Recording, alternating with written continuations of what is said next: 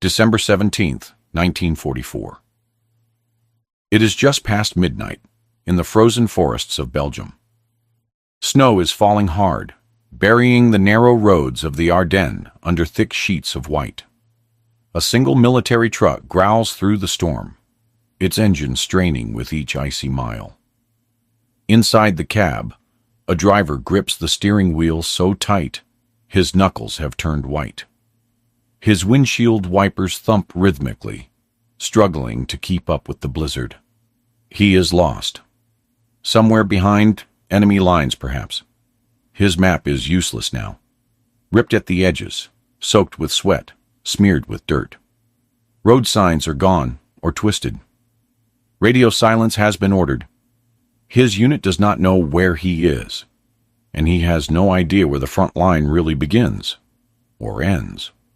But in the back of his truck is a payload more precious than gold. Thousands of gallons of high-octane fuel. Gasoline meant for American tanks, trucks, and artillery, waiting at the edge of collapse. Fuel for men who are cold, cornered, and nearly out of options. What this driver does not know is this.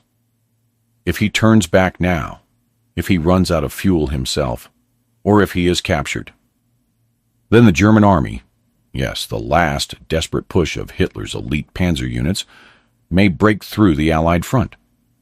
And if that happens, the war in Europe could change. History could change. But somehow, against all odds, this wrong turn, this one man's mistake, will become the turning point in one of the most brutal battles of World War II. And what he delivers will not just restart engines. It will reignite hope. This is the forgotten story of a man who was never meant to be a hero, a driver who went the wrong way and brought the right thing to the right place at the exact right time. The battle begins.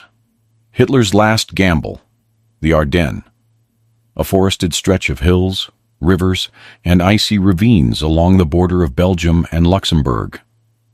For most of the war, this region was considered quiet, too dense for tanks, too cold for long campaigns. That is exactly why Adolf Hitler chose it. On December 16th, 1944, under the cover of darkness and snow, over 200,000 German troops surged through the trees. They were backed by over 1,000 tanks and armored vehicles. Their goal, punch a hole through the Allied line, rush to the Belgian port of Antwerp, and split the American and British forces in two. If they succeeded, they believed they could force a peace deal on the Western Front, and maybe even turn the tide of the war. This offensive would come to be known as the Battle of the Bulge. But it was not just the sheer numbers that made this attack terrifying. It was the speed. The Germans planned to strike fast before the Allies could regroup. They relied on secrecy, surprise, and fuel. Their armored columns had enough gasoline for just a few days of rapid advance. If they moved too slowly or ran out, they would be stranded, and they knew it. On the American side, panic began to ripple through the front lines. Entire regiments were caught off guard. Communication lines snapped. Villages were overrun. The roads, already frozen and narrow, clogged with retreating civilians and desperate convoys. But in the chaos, another problem emerged. The Allies themselves were running low on fuel. Weeks earlier, the rapid push through France had stretched their supply lines thin. Trucks were breaking down. Storage depots were scattered and poorly defended. And the fuel delivery system, the lifeblood of every tank and truck, was in danger of collapsing. Behind every Sherman tank, every Jeep, every artillery piece, there was one vital element: gasoline. Not courage, not firepower, not even leadership. Fuel. And without it, even the most powerful army in the world could be stopped cold. So when German forces began targeting Allied fuel depots, capturing or destroying them, panic turned into paralysis. There were stories of entire battalions stranded, their tanks useless, their guns silent, because the trucks carrying their gasoline never arrived. That is where our story begins. Not on the front lines, but far behind them, with a man in a canvas-covered truck, carrying nothing but fuel and hope through a storm, through confusion, through roads no one else dared to drive. And whether he lived or died, whether he made it or got lost forever, would help decide the outcome of the largest battle ever fought by the United States Army. The driver who wasn't supposed to be there. His name was John Miller. Everyone called him Jack. He was not a hero, not by his own words. He was a truck driver, one of tens of thousands of men whose job was to move fuel, food, and ammunition across muddy European roads. Jack was 31 years old. Before the war, he worked at a gas station in Pennsylvania. He knew the sound of an engine better than most men knew the sound of their own heartbeat. He could tell if a truck needed oil, or if a carburetor was off just by the way it coughed when it started. When he joined the Army, that skill earned him a spot in the Motor Transport Corps, the unsung backbone of the Allied advance. By December of 1944, Jack had been driving nearly non-stop for months.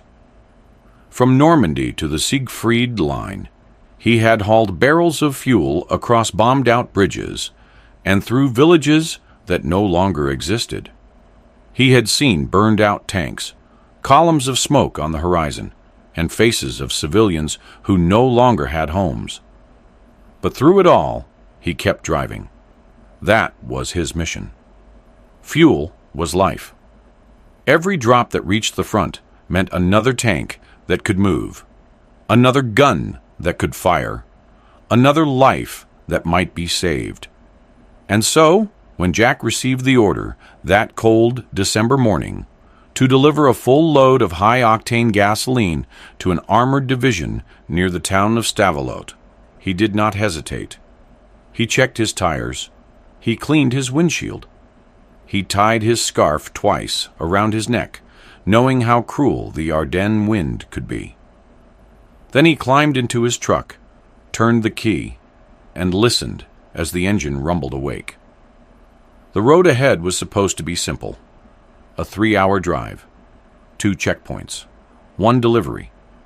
But nothing in war ever goes as planned.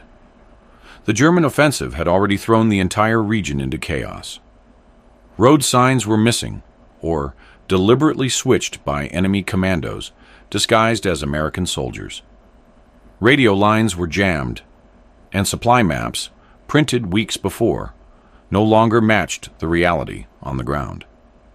Jack didn't know it yet, but the town he was supposed to reach was already under attack. Still, orders were orders. He shifted into gear. The truck groaned forward, and soon the familiar hum of the tires on the frozen road became the only sound in the world. Snow whipped across his windshield like knives of light. He drove past other convoys, some burned out, others abandoned. The silence of the forest was broken only by distant artillery. Low, dull, constant. Every few miles, he stopped to check his bearings. But the landmarks were gone. Trees shattered, houses burned, and the road signs that should have pointed him toward Stavelot now pointed toward nothing at all. Still, Jack pressed on, because somewhere out there, men were waiting for this fuel. Men who believed that help was coming. And as long as he had a working truck and a heartbeat, Jack Miller would make sure it got to them. He didn't know it yet, but his next decision, just one wrong turn, would make him part of history. The wrong road. At first, the road seemed familiar. Jack had driven through enough Belgian countryside to know a muddy back road from a main supply route But this one felt off. The trees leaned in too close. The turns came too sharp. And worst of all, he had not seen another vehicle for nearly 20 minutes. Still, he pressed forward. The snow was falling harder now, thick flakes swirling like smoke across the windshield. His wipers screeched with every pass. He squinted, leaning forward in his seat, scanning the darkness for anything, any road sign, any marker, any signal that he was still on the right path. Nothing. The forest swallowed everything. There were no houses, no fences. No fences meant no farms. No farms meant he had drifted far from the main artery of Allied movement. Jack slowed the truck. His hands tightened on the wheel. He thought about turning back, but something gnawed at him. He looked at the fuel gauge. Still nearly full, but not for long. This truck guzzled gasoline like a battleship.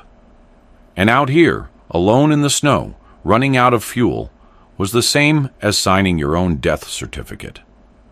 He pulled over near a bend in the road and climbed down into the snow. The cold bit through his gloves. He unrolled a canvas map and held it against the hood of the truck, tracing his finger over the black lines. Roads, towns, rivers, trying to match them to the terrain around him. But the truth hit like a punch to the stomach. The road he was on was not on the map.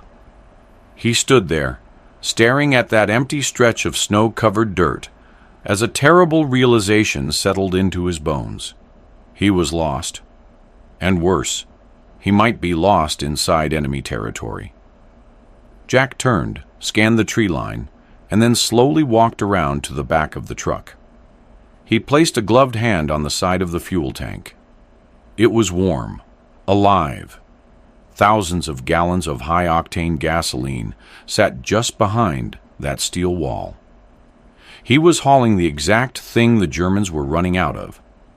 If they found him, if a single scout patrol stumbled onto this lonely truck, he would not be taken prisoner. He would be turned into fire. Jack closed his eyes for a moment. Snow landed on his lashes. In that silence, his mind ran wild. Was this a trap road? Had enemy saboteurs rerouted the signs to lure convoys off course? He had heard the rumors about German soldiers dressed in American uniforms, switching signs, giving false directions. He had even seen one soldier shot for giving the wrong password at a checkpoint just a week before. He climbed back into the truck, slammed the door, and turned the key. The engine sputtered, then roared back to life. That sound gave him courage. Not much, but enough. He had a decision to make. Sit still and hope help came? Turn around and risk retracing a road that might already be compromised? Or push forward, alone, into the unknown. He tapped the dashboard twice. "Come on, girl," he whispered. "We're not done yet." And with that, he shifted into gear and rolled forward, into a road he could not name, toward a place he could not see, carrying a cargo that could ignite a firestorm if it landed in the wrong hands. Behind him, his tire tracks were already vanishing under fresh snow. Ahead, the trees thickened. The wind picked up. The night grew darker and still. He drove, surrounded by silence. The road narrowed. Trees crept closer, gnarled branches forming a tunnel overhead. Jack switched off his headlights. He could not afford to be seen. Not now. He drove by feel, one hand on the wheel, the other gripping a flashlight with a red lens that barely pierced the swirling snow ahead. The silence was absolute. No voices, no birds, no gunfire, not even the wind. It was the kind of silence that made your breath sound too loud, the kind that made you feel watched even when you were alone. Jack's heart thudded in his chest. He leaned forward again, peering through the windshield, scanning for shadows that did not belong. Then, movement. Far ahead, a flicker of light. He killed the engine. Silence rushed back in like a wave. He sat in the cab, frozen, not from the cold, but from calculation. Too far to make out details, but close enough to feel real. Could be a campfire, could be a lantern, could be enemy soldiers warming their hands, laughing in German. Or it could be American, a lost patrol, an outpost, the edge of a friendly unit. Jack reached into the glove box and pulled out his sidearm. A standard-issue Colt pistol. He had never fired it in combat. He waited. 1 minute, then 2. Nothing. The light vanished. He waited longer, fingers numb around the grip of the pistol. Then somewhere in the distance, far off, maybe miles, came the low, unmistakable sound of an engine. Then another. Tank engines. Heavy. Diesel. Too far to identify, but growing louder. And then, silence again. Jack exhaled slowly. If those were German tanks, they were moving blind like he was, searching. If they were American, they might be too jittery to welcome a rogue fuel truck creeping through the woods. He could not risk either. He started the engine again, let it rumble for a moment, then rolled forward slowly, headlights still off. The snow let up just enough for him to see outlines of the road. He came to a junction, a fork where the road split into 3 narrow paths. There were no signs, no tire tracks, no markers. He stopped again, took the flashlight, stepped outside. The snow crunched softly under his boots. He scanned the area. On the trunk of a tree, he spotted something, barely visible beneath the frost. Faint paint, a stencil, an American star. Hope surged in his chest. He scraped the bark with his knife. Yes, the star was faded but real, old but American. Someone had passed through here. Recently? Maybe not, but it meant something. He made his choice. Middle road. Back in the truck, he turned onto the center path, heart pounding, hands cold and steady. It was then that he noticed something else. A faint smell, burnt oil, exhaust. Somewhere up ahead, something had been here recently, or was still here. He followed the scent. Each mile dragged. Every bend could be a checkpoint, or a trap, or worse. Nothing at all. He passed abandoned vehicles. One flipped over in a ditch, its wheels still spinning in the wind. Another riddled with bullet holes, snow collecting in the cab. But no bodies. That was somehow worse. Jack kept driving. The trees began to thin. And then, after what felt like hours, though it had been less than 30 minutes, he saw it. Barbed wire, stacked sandbags, a low trench, half buried in snow. He eased to a stop, and from the shadows, a voice called out, "Halt! Password!" Jack's hands shot into the air. His breath caught in his throat. He shouted back, clear and slow, "Philadelphia!" A pause, then, "Advance and be recognized." Jack rolled forward slowly, hands still raised. A face emerged from the trench. American helmet, M1 rifle. Relief nearly made him collapse. The soldier waved him in. "You're late," the man muttered. "We were about to give up on your convoy." Jack shook his head. "I'm not a convoy." "I'm it." That answer drew silence. Then the soldier stared at the fuel drums in the back of the truck. "Is that what I think it is?" Jack nodded. "High octane. For the armor division. I got lost." The soldier whistled low. "You have no idea what you just did." And Jack finally exhaled.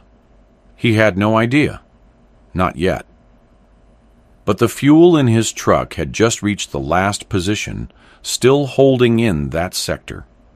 And within the hour, it would be powering tanks that had been dead in the snow for 2 days. The delivery that changed everything. They moved fast. As soon as Jack's truck rolled into the makeshift American position, soldiers began pulling off the fuel drums. Cold fingers gripped steel handles. Men with frostbitten cheeks and tired eyes worked without speaking. Everyone knew what was at stake. This was the final outpost holding the line before the town of Trois Ponts, a critical junction of roads and bridges that, if lost, would open the door for German tanks to sweep deeper into Allied territory. For 2 days, this position had been barely hanging on. The tanks here, Shermans mostly, had not moved in 36 hours. Their crews slept beside them in the snow, holding rifles instead of levers, waiting for either fuel or orders to retreat. Neither had come, until now. Jack climbed out of the cab, his legs stiff, his face raw from cold and nerves. He stood back and watched as fuel lines were run, pumps connected, and engines, silent for nearly 2 days, finally coughed back to life. One by one, the Shermans came alive.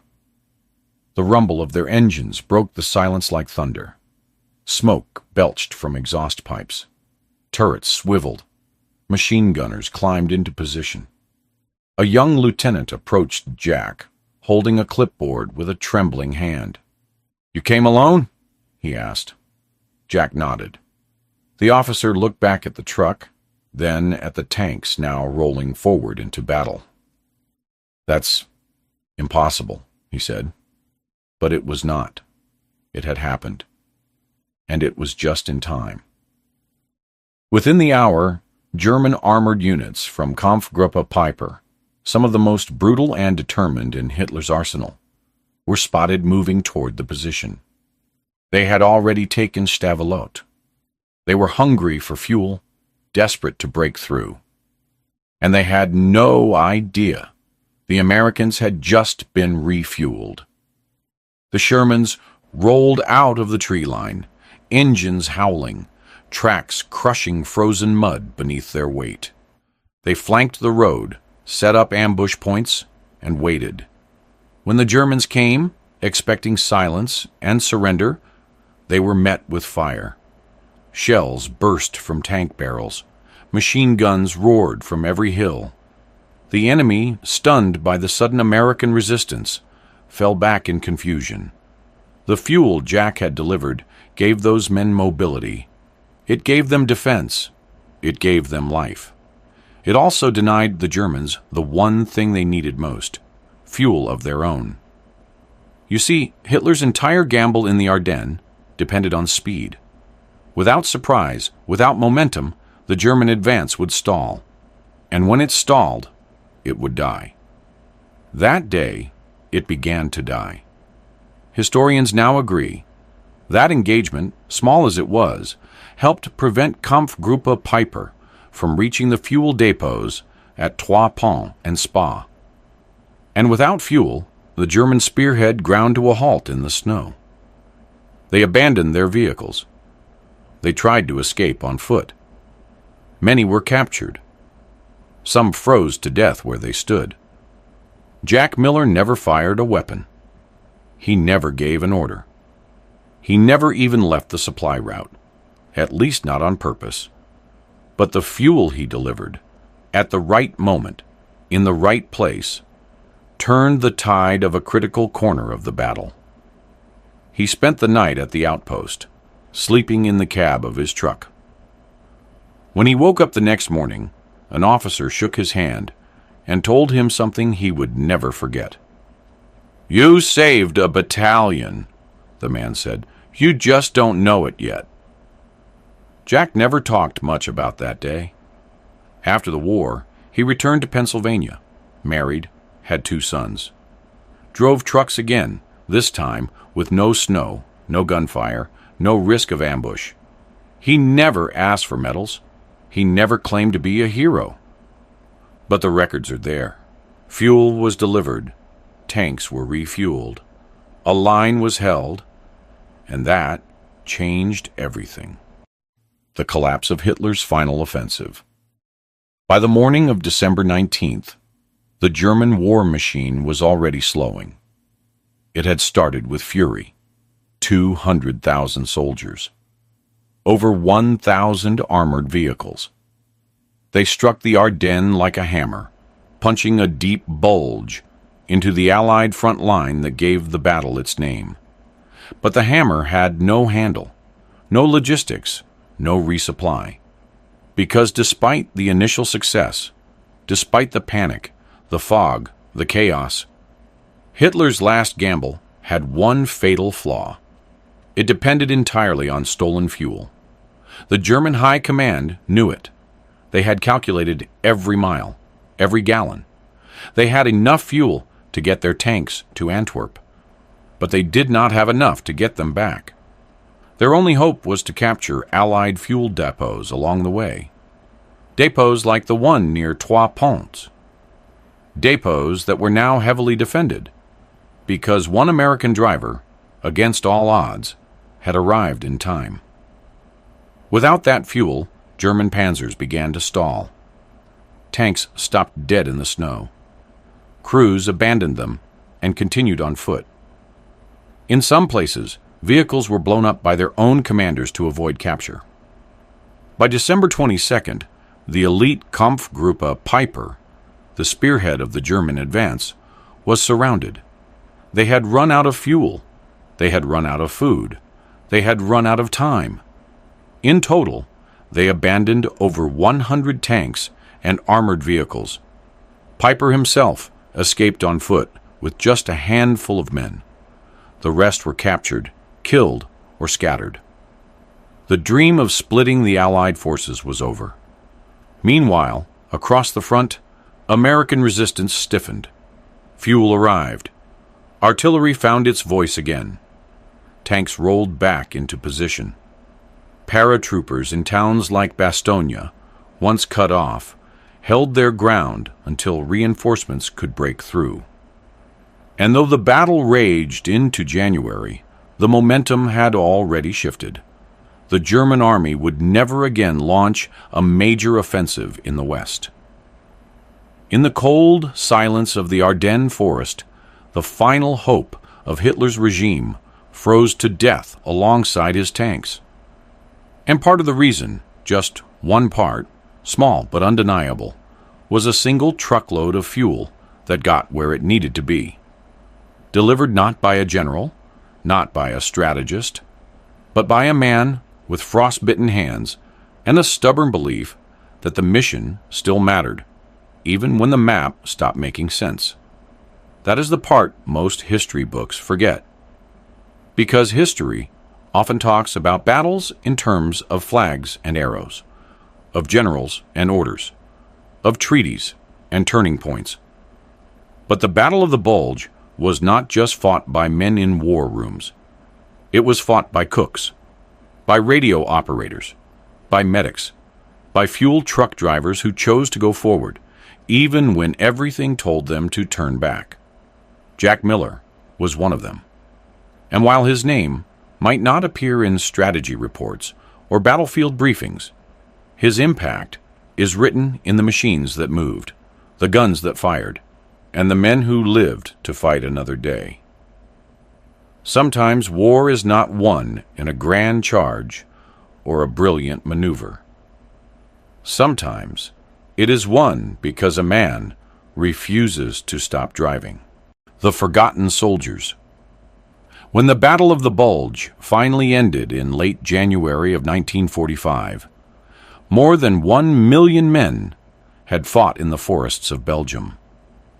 19,000 American soldiers were dead. Over 47,000 were wounded, and more than 23,000 were captured or missing. It was the costliest battle the United States Army would ever fight. But the world remembers Bastogne. It remembers Patton.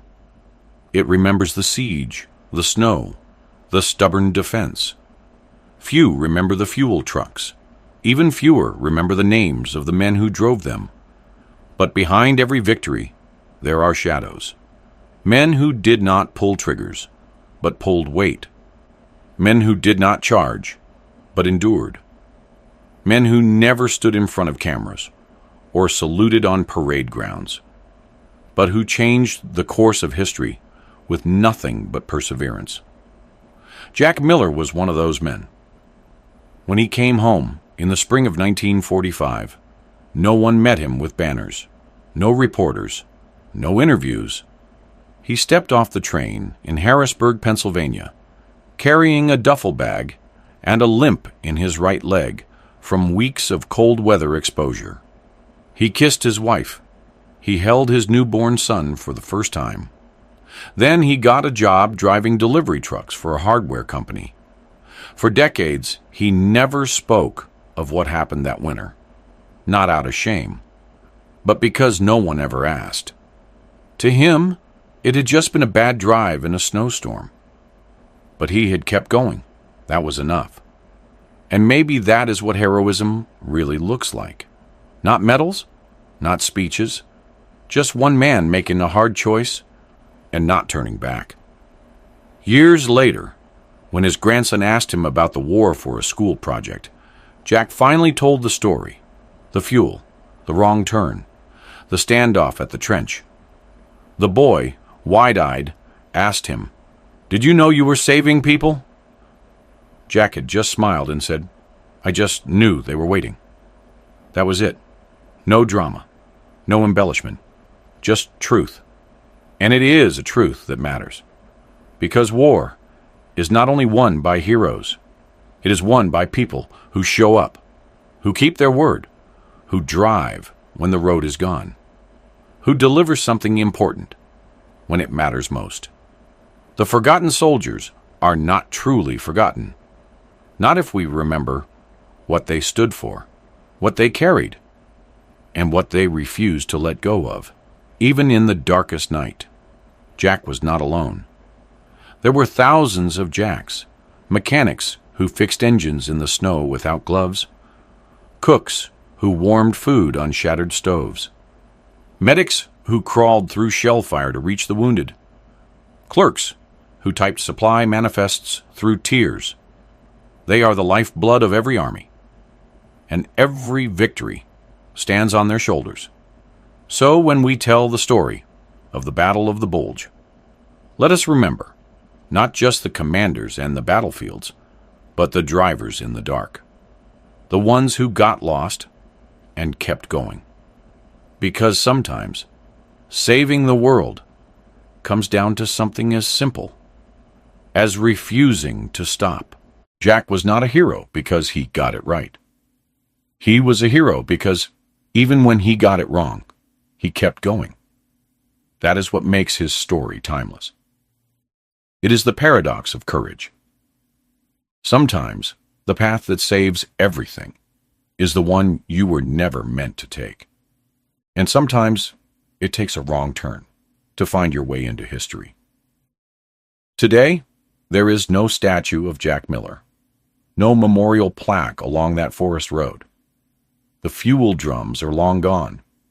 The tanks he helped save are now museum pieces.